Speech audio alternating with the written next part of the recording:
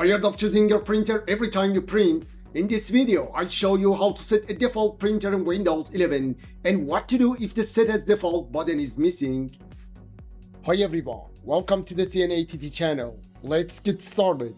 First, open the Start menu and click Settings. You can also press Windows I on your keyboard to open settings directly. In the left sidebar, select Bluetooth and Devices. Now click Printers and Scanners. Here, you'll see the printers currently installed on your computer. Before selecting a printer, scroll down and find the option called Let Windows manage my default printer. When this option is turned on, Windows automatically manages your default printer based on the printer you most recently used. This can be useful if you regularly switch between different printers. However, if you want one specific printer to remain your default, turn this option off.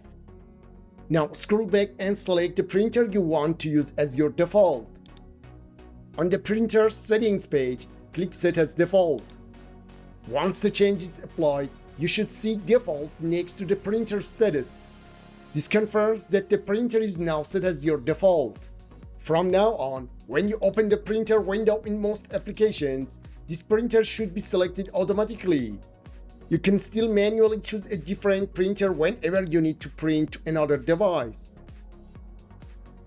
And that's how you set a default printer in Windows 11. If this helped, give the video a like and subscribe for more practical Windows tutorials. Thanks for watching.